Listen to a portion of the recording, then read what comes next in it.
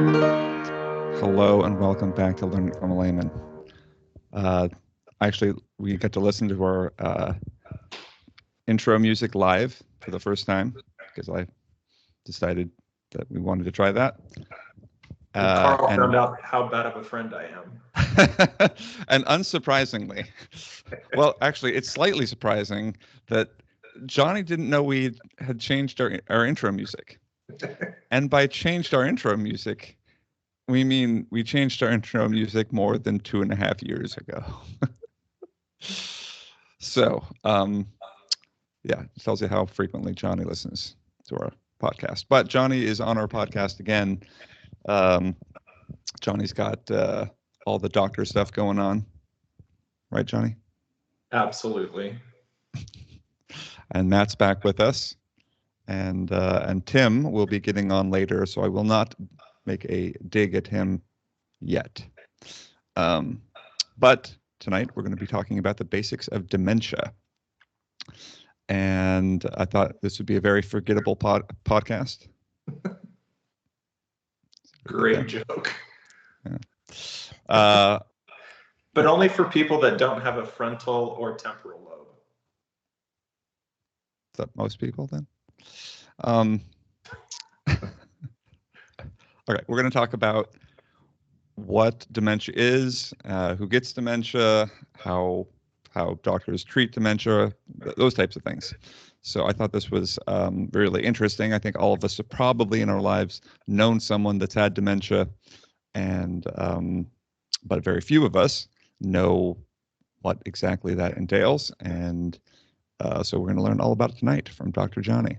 So let's start with the brain aspects of it. Jonny, a couple of years ago, back when you used to listen to the podcast,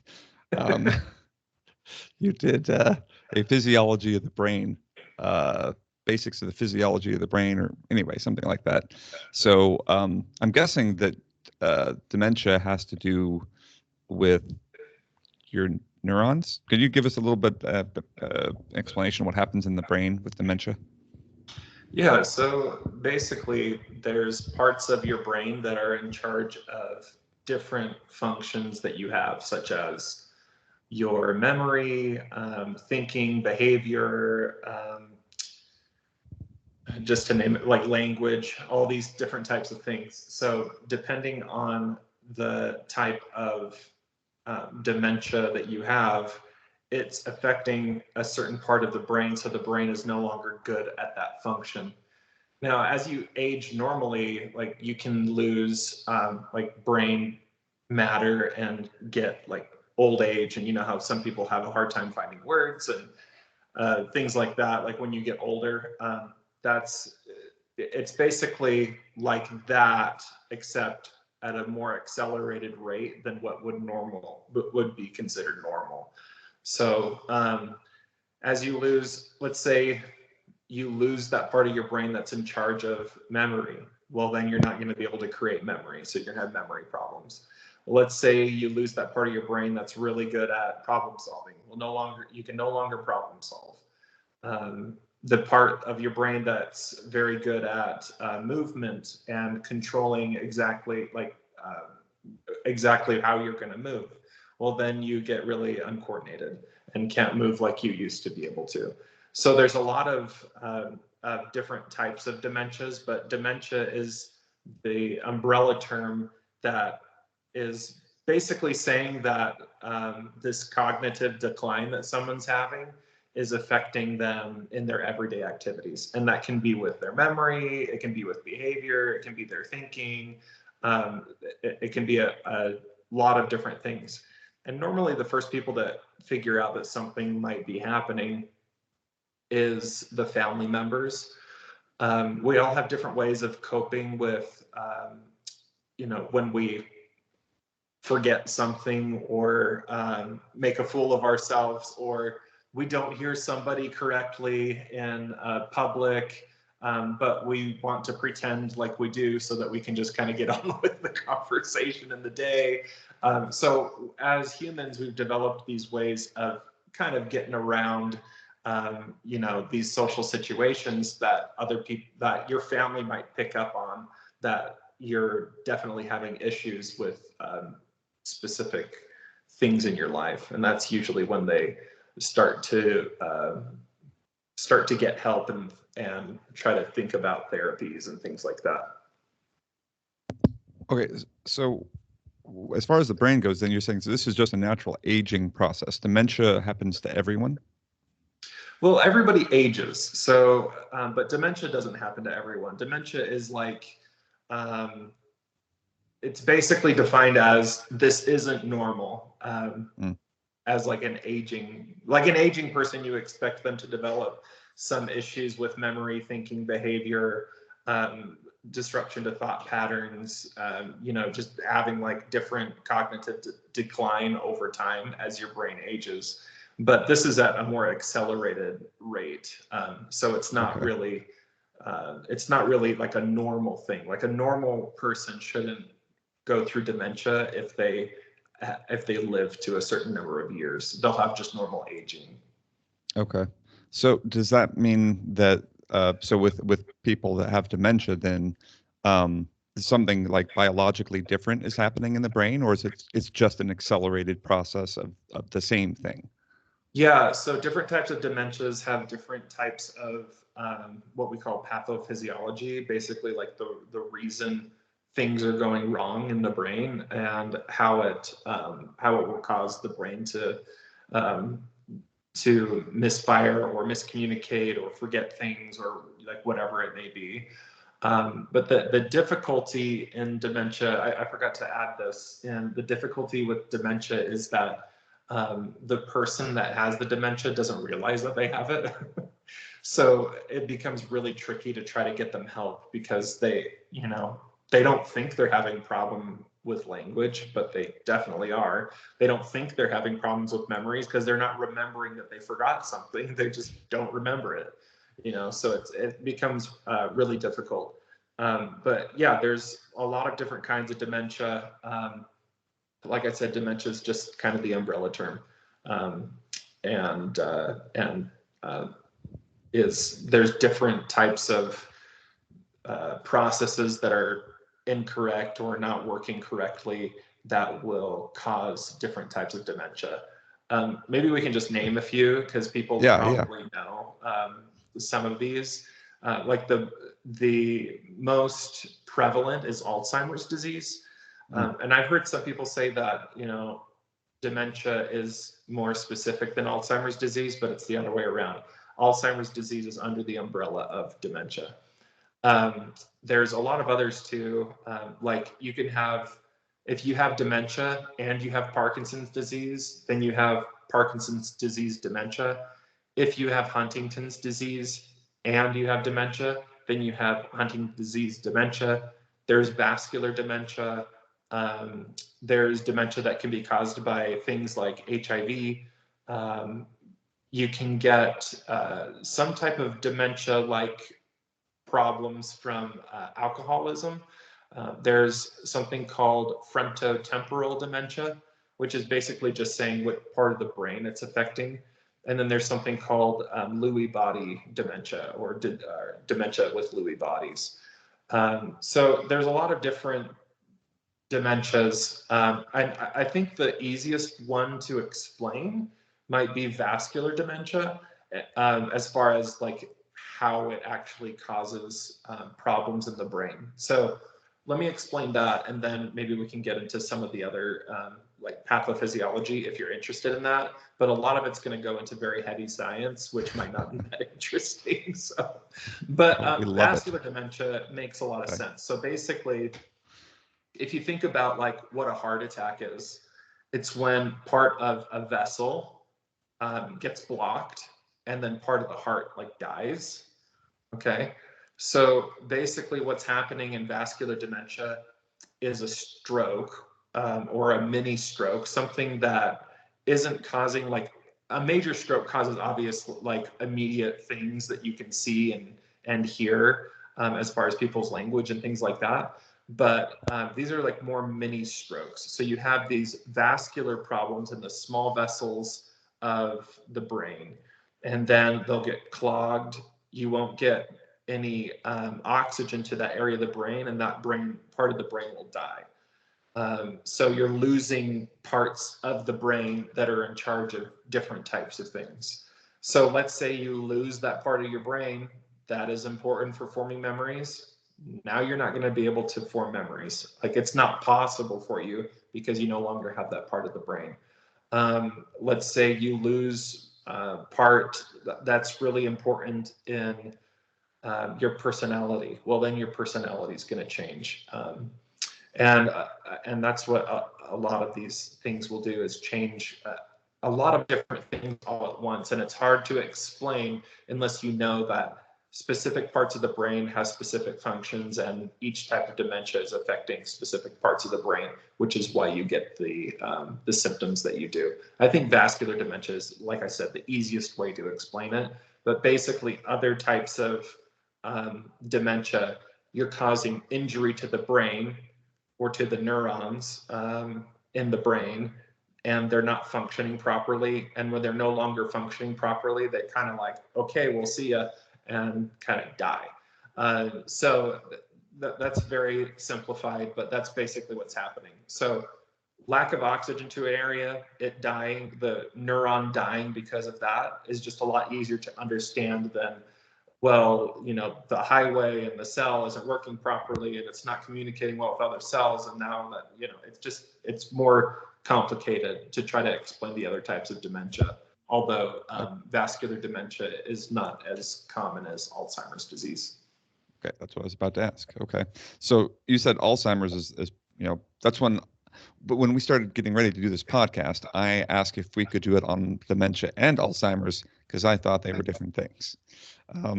But they're one and the same. Well, Alzheimer's is dementia, like you said, and not all dementia is Alzheimer's. But Alzheimer's, so you just described vascular dementia.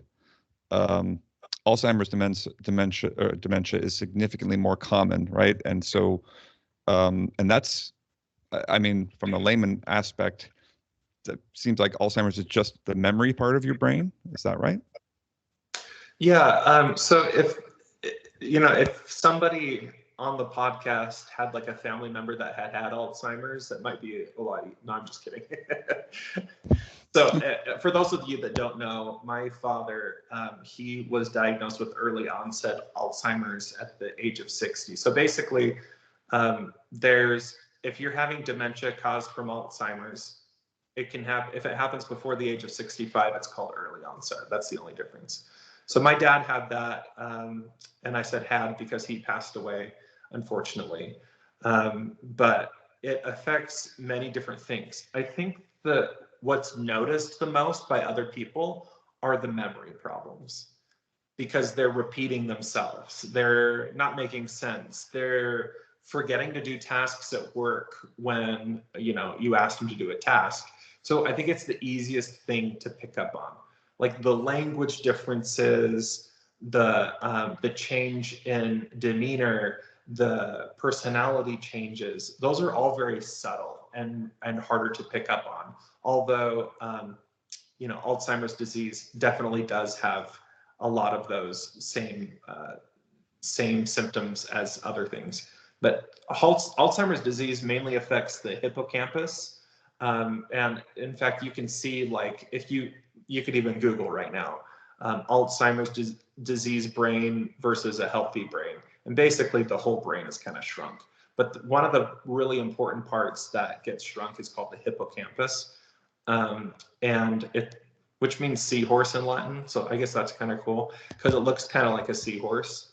If you did enough drugs while you're doing anatomy, apparently. Which they did frequently back in the Roman days. So it mainly affects the hippocampus, the temporal lobes, and the parietal lobes. Okay, so the hippocampus is really important in helping convert your memories to long-term memory.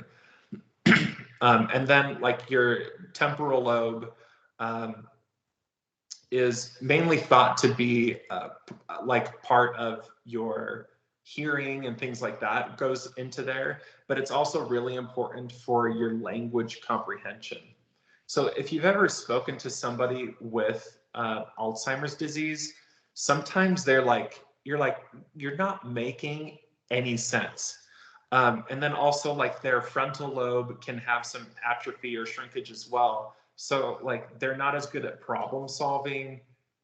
They're not as good at telling you things. And then a lot of it just gets dumped into this idea that, oh, it's just memory problems, but it's a lot of things that are happening. Since Alzheimer's is like the main type that people are probably more interested in, maybe we can talk a little bit about what causes it. Because you may, if you have someone Sure. diagnosed with Alzheimer's, you may hear some of these terms thrown out, like amyloid plaques and neurofibrillary tangles, beta amyloid, peptides, like all these things are just, foreign words basically to the layman. But basically, there's these proteins called tau, okay? And that's just the name of the protein. And it seems to form like they kind of like get kind of hooked together along with the beta amyloid. They're not big enough to be called proteins. They're called peptides. Okay, so and they kind of get all tangled together, and it leads to inflammation in the brain, and basically that leads to the cell death. So when you're reading through all these like different big words, like once you understand what they are, then it kind of makes a little bit more sense. So those are the proteins that are kind of getting bunched up and forming these big like globs. And what it causes is neurofibrillary tangles. So the fibrins in the cell are basically like these little chains that can help to support the cell structure, but they can also help to transport things in the cell. Now, since your neurons can be very, well, they are very long because they have like the cell body and then they have an axon that can be very long. Like for example, the longest cell in your body goes from your spinal cord all the way down to your big toe. That's a very long cell, very long cell. So these fibrins in the cell are very important for transporting things. And so when they're all tangled up, then your cells aren't functioning like they're supposed to. You're not able to get the things to where they're supposed to be, and it just causes a bunch of different problems. But that's the basic of Alzheimer's disease. We're not really sure what is actually causing all this intracellular buildup. There's a lot of ideas that the buildup is actually trying to help something else that's happening. It's like what's comes first, the chicken or the egg type of thing, but we're not really sure. We don't really cut people's brains open until they die. Thank goodness for that. Yeah. But the way that Alzheimer's disease is definitively diagnosed, like you can get MRIs and brain imaging that's suggestive of Alzheimer's disease because of the patterns that you see on the imaging. But the only way to know for sure if there's those tangles, if there's the plaque buildups, is to do an autopsy and look at it under a microscope. So it can only be definitively diagnosed after somebody dies. But there's so many things that can kind of point towards it that I think that, people saying, hey, my uncle has Alzheimer's, and you being like, well, are they dead? Like that would not be okay. Like they don't have to die in order to be diagnosed. There can be a lot of different signs pointing towards Alzheimer's, and they can be diagnosed with it before they're dead. But the true golden definition diagnosis is made with brain tissue, which is done after death. Interesting. Okay. When did this kind of was not on my list of questions, but when did people start getting diagnosed with Alzheimer's? Is this in the last century or so, or do you know? I am not really sure about the history of it. Okay. Maybe Wikipedia can help me. I'm sure that's something people could look up. I was just wondering if, like you said, if this comes from autopsy and microscopes, and just generally being aware, like what did they call it pre, scientific medical revolution. What was you just were going crazy? Is that what it was before? Like, Yeah, I mean, it was the way people were treated that had any type of neurological deficit or problem, a few hundred years ago was very barbaric. So I would imagine that it was probably very similar. right, sure, So let's see. Yeah, there's a little bit here about it, but that's okay. some early texts like in the 1700s were discussing possibilities, but yeah, like I think it was just like this person's crazy. The word dementia may have come around before that. Just somebody is just not cognitively intact, and so we just call it dementia. um, but yeah, like all the different types of dementias, I think if we did this podcast in 10 years, that it would be a lot different, because they're still learning a lot about the different dementias and trying to classify them in different ways, and realizing that some of them have some overlaps and some of them don't, and what causes what. And so I think it's going to be classified a lot differently, and there's going to be a lot of different kinds of dementia, or maybe even different kinds of Alzheimer's disease, rather than hey, it came on before the age of 65, so we're going to call it early onset. Right. I think there's going to be a lot more differentiating the different types of dementia in 10 years. Okay. Yeah, that makes sense. Parenthetically, Tim just joined us. He just remembered that we have a podcast. So this week I'm only doing anything parenthetically, like even eating and sleeping parenthetically. It's actually really hard to keep up, but like within parentheses. Yes. It takes some training. Yeah. So anyway, okay. Hi. Well, speaking of Tim, let's get back to dementia. No, I'm just kidding. You don't know how spot on you are. Okay. Speaking of Tim, once again, what are the first signs of dementia? So you said, Jonny, there's a bunch of different types, and they affect brains in different. But are there like particular signs and symptoms? Because, like you said, like with aging, certain parts of aging are just normal, and particular people and particular social, I don't know, interactions kind of bring certain elements of brain nuances out. But are there particular symptoms of dementia? Like, what is a doctor looking for if a patient comes in and says, "Oh, I think I have dementia"? Like, what are you trying to identify? Yeah, so basically you're looking for cognitive decline, and you can look at that in several different areas of somebody's life. So you can do it like memory, right? Or you can also like think about like psychiatric symptoms as well, like agitation, restlessness, inappropriate behavior, and then being like physically or verbally aggressive.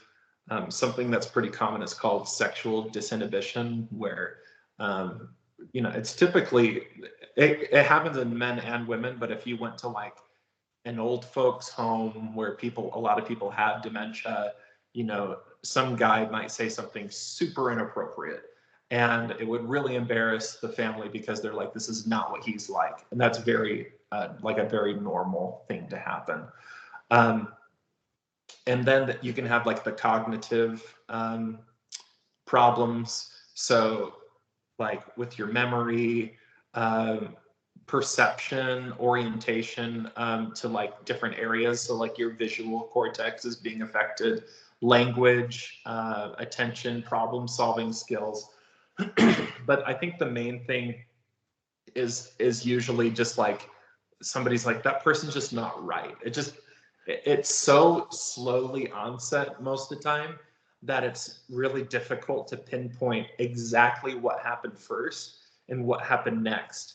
Because usually, like it's not like all of a sudden they're taking their pants off and running around in public, and like that's the first sign that happened. So like, Tim it's like Tim doesn't have an inappropriate things explanation before for that. There's no like good explanation for what Tim has then. Exactly. Well, my plan to beat dementia is to dive into it headlong, and Which if explains so much of his behavior. Tim, there's no such That's thing right. as lewd dementia. Well, I'm gonna have to go check out the DSM. And, no. Here's a real question though. So the things you're describing, it all makes sense, but also isn't naturally aging, don't we kind of lose some of our sharpness as we get older? So is there like a difference between just getting old and, well, I can't remember where I put my keys kind of thing, and dementia and Alzheimer's and all those things? Or is it just a matter of degree, like dementia is when it becomes severe, but it's the same thing? It's almost like if Tim had been on the podcast at the beginning, maybe he would have Dang it. known these things. Boy, so we'll not revisit sure it for the audience. Tim can go back and listen to the podcast. It's sure a good thing that I won't remember all these stinging barbs 5 minutes from now. So Tim, we can quickly answer it but basically normal aging is a process where you lose like brain volume, but dementia is happening at an accelerated rate. So it's not just normal aging. It's more accelerated than what you would expect a normal aging person to do. And it might be interesting to do a podcast on aging and the things that change, now that I'm thinking about it. Yeah, that'd be awesome. Yeah. We're really putting the cart before the horse here by talking about dementia before aging. So that's okay. We've never hooked the cart up to the horse, Jonny. On this podcast, they're entirely independent of each other. We just drag the cart to a cliff and shove it over the edge. And then the horse we is actually running. Can you tell us about physics of the cart? Exactly. Yeah. Parabolic path of the cart as it's falling. Yeah. That's Matt. Yeah. Okay. Okay. You're a pediatrician, Jonny. This is a little bit out of my wheelhouse. So if anyone's a doctor listening to this, please forgive me for all the dumb things I'm saying. No, I was going to say, but okay, so pediatricians, like no 17-year-old kid is going to walk in and be like, hey, Dr. Jonny, I think I have dementia, right? That's not a thing. Well, first of all, nobody walks in saying, I think I have dementia. Okay, it's always somebody else that says they have dementia. No mom is going to bring their kid in and be like, this kid's got dementia. Right? That's not a thing. It's usually not a thing. Well, you say usually, like, what is the earliest that we can see these things? I mean, you didn't mention you have early onset is considered before 65, I think you said. Yeah, there's some types of dementia that are like a known mutation genetics wise that can be like as early as your 40s is the kind of the earliest I've heard of. But like if a kid comes in with symptoms and you're like, this is probably dementia, then you need to go back to medical school because kids don't get dementia. It's probably something else that's causing them to have issues with their brain. Because your brain should be super sharp up through your 40s and 50s, really. Because, I mean, ultimately, dementia is, I don't know if this is the right term, but it sounded like it's neural decay. And you wouldn't really expect decay to set in before, unless something out of normal has accelerated it. Yeah, correct. So if a kid is having the signs of like any type of neural decay, like you said, that's a good way to put it, or like a really bad decline, it's almost always related to something else. Like, are they doing drugs? Is there some type of autoimmune disease? High thyroid Injury. can do like some really bizarre stuff. Cancers, excuse me, cancers can secrete, tumors can secrete different things that affect your brain. All right. So we've been talking all about like the symptoms of dementia and things like that, but what people that have dementia that suffer from Alzheimer's or any other type of dementia, it affects life expectancy too. Is that correct? Yeah, it does. And how does that work then? So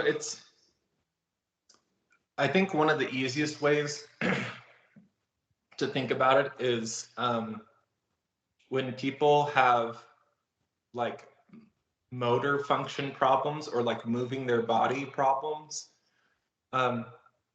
Something that's very difficult to do is to swallow correctly. Okay. So if you swallow incorrectly, you get food into your lungs. Your lungs don't like to be fed in that way. So it causes really bad pneumonias. And that's like one of the ways that people with dementia will die is like pneumonia. Interesting. So that's the main way. So like we had a neighbor that had, I don't know if it was Alzheimer's, but some type of dementia. And she had to be in, special care after just a couple of years. It was, it progressed quickly. And then it kind of seemed like it plateaued for a while under the care that she was giving. She was there for a couple of years and nothing seemed to change. And then she moved. Her husband wanted to move, so they lived in Southern California. They were married in Idaho long before, so he wanted to move her back there. So they finally did. She died a week later. Coincidental, or is that a medical thing? I'm guessing it was probably like something else. Okay. So it's usually like the dementia kind of accelerates the normal causes of death with old age. That's kind of how I think about it. But they just happen a lot earlier and a lot quicker than you kind of expect them to happen. But it sounds to me like that was tragic if she was kind of stable for quite a while. Yeah. And that's the thing, is somebody can seem like they're really stable and continue to decline, but like they're already like wetting themselves and need 24-hour care, can't feed themselves. And then it's like, if you lose more function, like what are you going to be able to tell if that person is declining? Like I had an aunt that had Alzheimer's disease, and she was in a care center for I think close to 15 years, and for like 10 of those years she couldn't even talk. So everyone kind of does things at their own rate, but it's really hard to determine like exactly how or when somebody is going to die from dementia. Okay. All right. So we've talked, that's obviously the saddest part about dementia. I mean, there are lots of sad parts about dementia, but let's talk about some of the optimistic / positive sides. What can be done? So I guess before we start talking about actual specific treatments or anything, can dementia be reversed? Can you turn it around? So there are things that can cause it to progress slower, but once you get dementia, I mean, it's not something that can be reversed. So there are treatments that have been around for quite a while. There's like a type of medication that can take, but really the main thing that you want to do is prevent dementia from happening, because once you lose that brain matter, like you can't get it back. Okay. Like your brain doesn't just like regrow like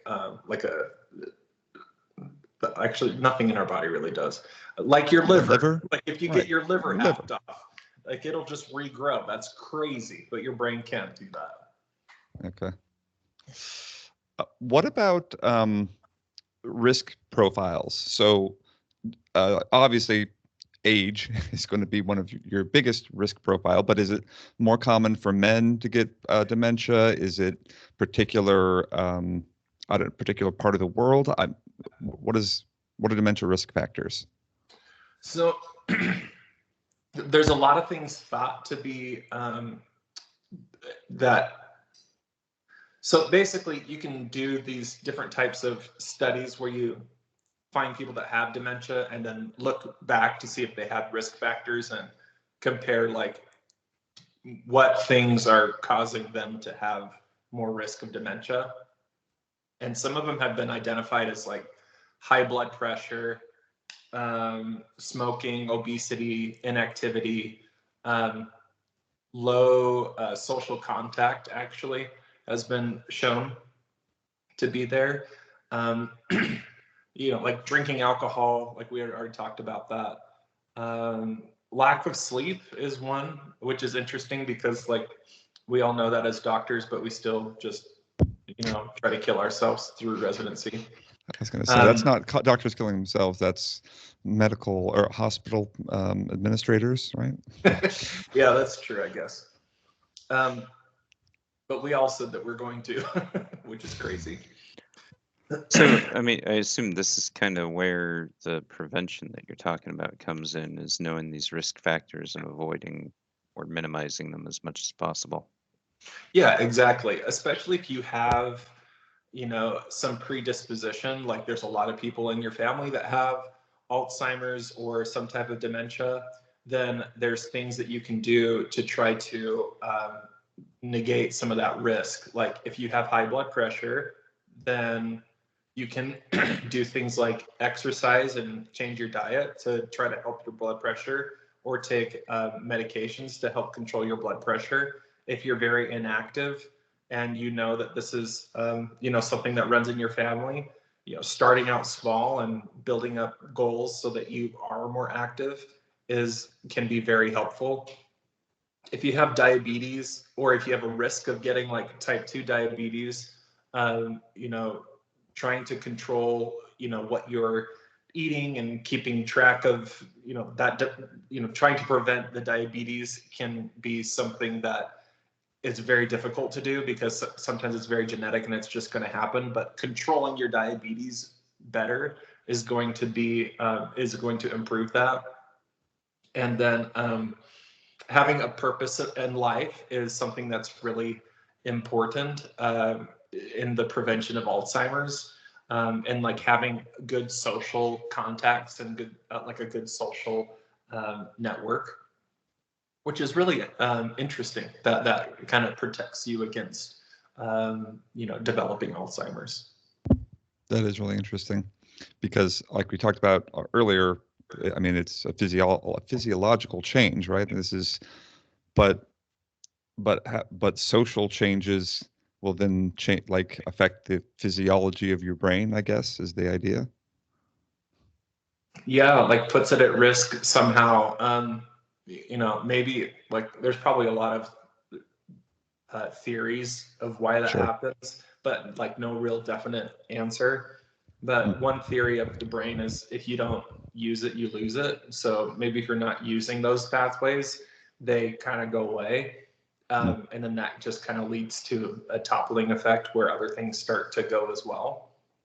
I'm not really sure. I'm totally making that up 100%.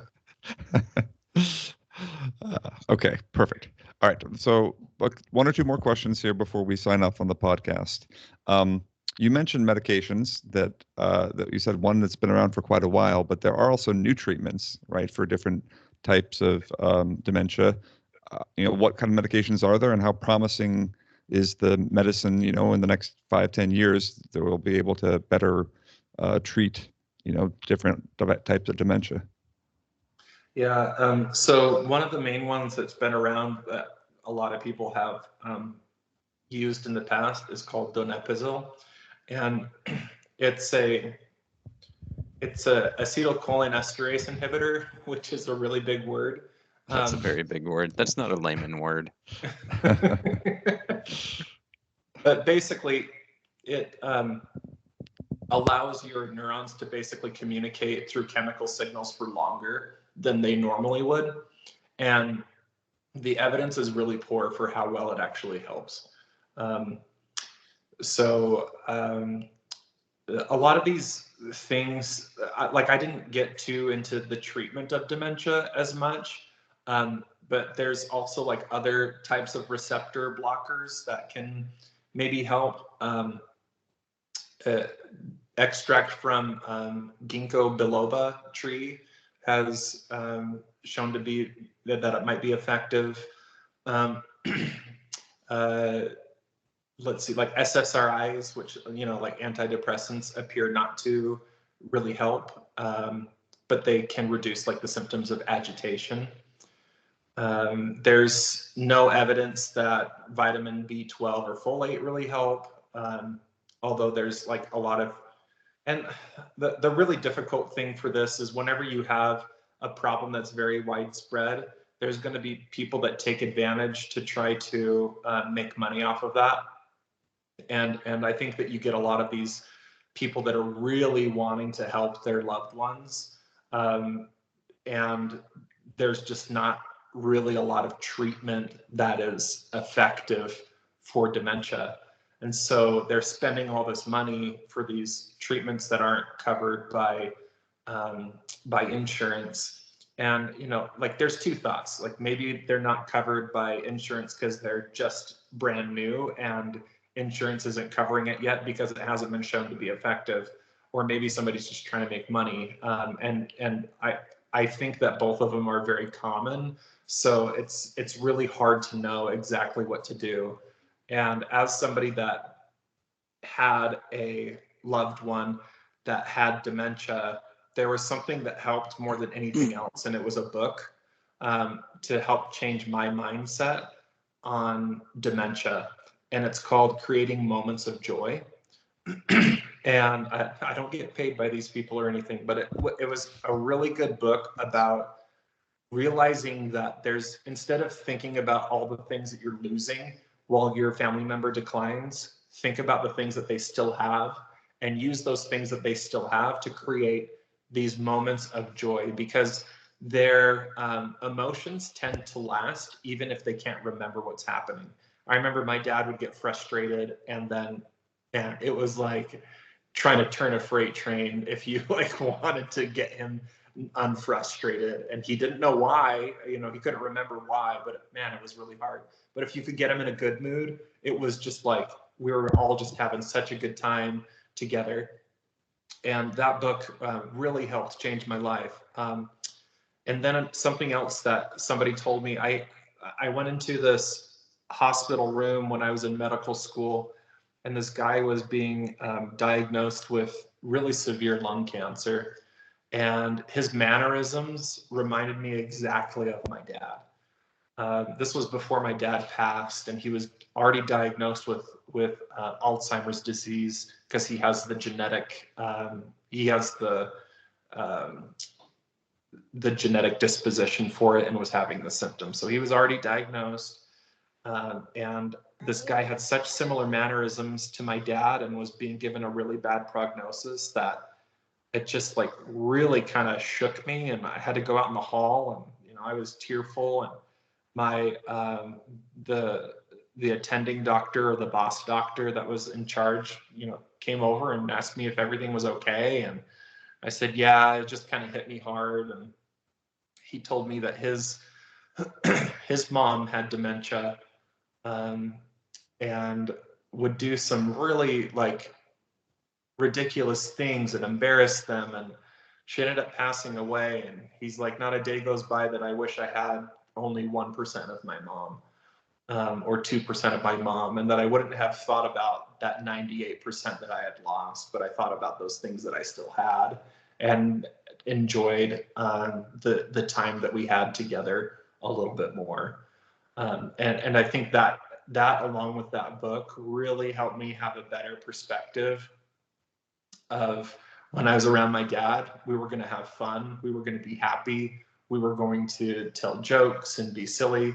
And that's really was the defining factor of our entire relationship, was being funny and joking with each other. And I just made sure that he could count on me for still putting that into his life, instead of just being so worried about what I might say or if I might offend, or like, how do I treat somebody that I know is going to continue to decline? Like, what do I say to somebody that's not even going to remember it? You know, I would just go and try to make these moments and these memories that make me happy. And they're some of the best memories I have of my dad. And he had such a amazing way of looking at things that it really, it really like opened my eyes. Like, his dementia brain actually kind of made him think in different ways that were new and eye-opening for me. It was like he was seeing things for the first time, like things out in nature. He loved nature, looking at a sunset for the very first time, or seeing a blue sky for the very first time. It was really interesting, and made me really try to be a better person, and create those moments of joy, and be there for him when he needed it. And I think that that's the main thing that you can do.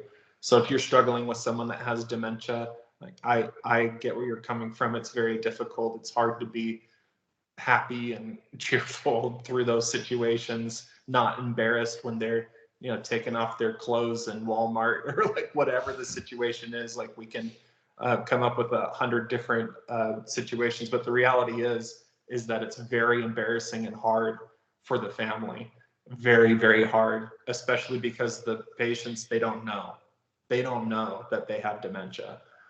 So it becomes extremely difficult on the family, a huge burden. And so I would definitely recommend that book for anyone that's struggling with that, called Creating Moments of Joy. I don't remember what the author's name is. I can probably find it pretty quick here, but it's like Jolene something or something like that. Okay.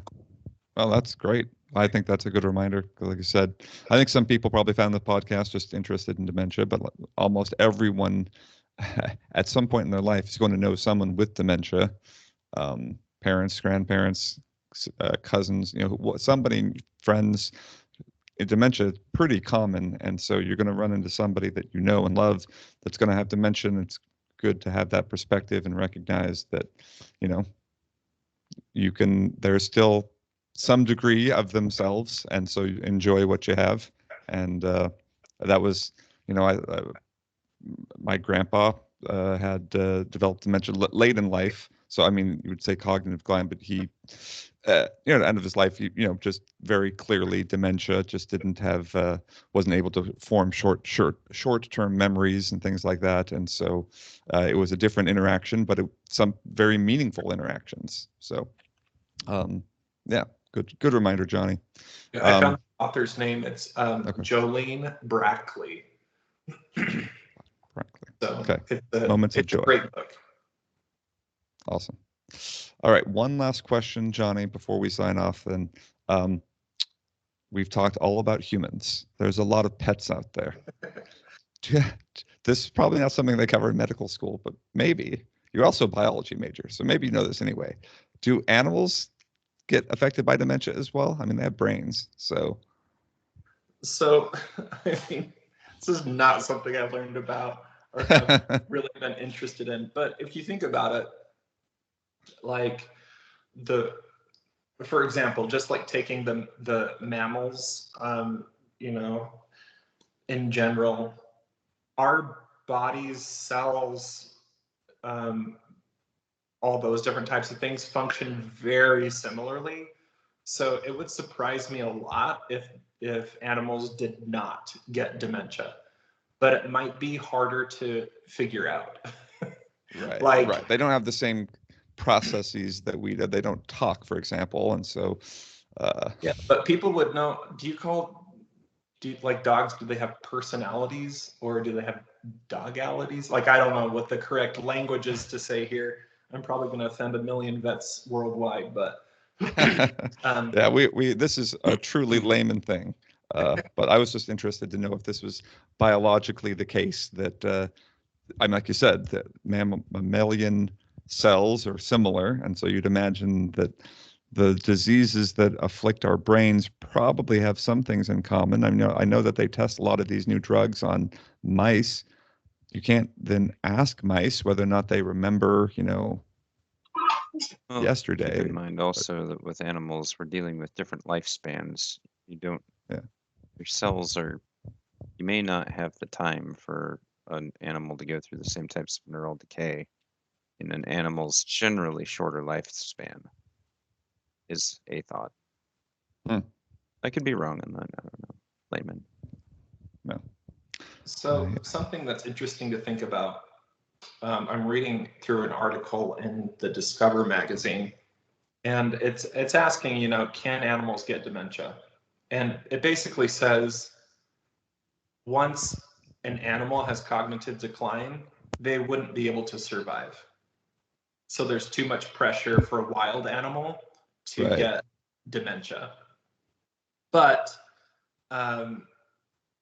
if they're like dogs and cats that like live a long time that you're like really babying and taking care of, that's not really the pressures of like a wild animal has. So I think there are some signs that like pets can get cognitive decline. Like there's actually something called canine cognitive dysfunction or doggy dementia. So very interesting. I've never even thought about this before. This is why we have this podcast, to real time learn about things that we didn't know about a minute ago. Hey, before we do that, though, Jonny taught us some things that he actually knows quite a bit about. And then we learn about doggy dementia because we didn't know that. Yeah, well, I'm sure, there are people out there that love obviously, there are people out there that love their pets. And one or two, maybe. Just a few. Lots of people that love their pets, but yes, probably not as big of concern. Essentially, what I'm telling pet owners is you probably just don't have the same, have to worry the same degree about dementia in your animals as you do about just yourself, controlling your own risk factors. So probably can worry more about that than whether or not your pet's going to get dementia, because your pet will probably be okay. And you need to be aware of your own risk factors and, try it. In as much as you're in control of any of this, try to do the best to, to minimize your risk of dementia. Right, Jonny? Yeah, 100%. And like Matt was saying, there are animals that have longer lifespans than us, but typically most of the typical pets that we think of have much shorter lifespans. So even with dementia in an animal or cognitive decline in an animal, you can still take the same types of things and enjoy those things that you enjoy with that animal for as long as you can, until you feel like it's not humane or whatever you decide. But yeah, keeping yourself healthy is going to be, it's really important, not just for you so that you have that cognitive ability when you get older, but just think about the burden that it puts on the rest of your family by having dementia. I know you can't like 100% prevent it, but there's things that you can do to make yourself more healthy and set some goals and try to do better. And like that's the best we can do, is just try. And if you did everything that you can and still get it, well, at least you tried. And I think that those things that help prevent dementia are things that actually, I would argue, are things that we would tell people that are depressed or sad or anxious that they should do as well to have a better, more enjoyable life. So either way, I think that there are very good tips to just having a good life in general. Okay. Well, I appreciate the knowledge, Jonny, and the insight into dementia and how to deal with it and how to prevent it, or how to minimize risk at least. And any final words? I don't think so. Tim, we're on a call. Did you forget? I forget what. No, I am actually just coming back from a different kind of challenge with young children. So Those are the certainly. better at. So we'll do a podcast on that next. All right. Well, thank you, everyone. I'm going to play us our out music, and Jonny will learn what our music sounds like when we exit the podcast, because he clearly hasn't heard any. He's probably never heard this. Here it is, Jonny. True.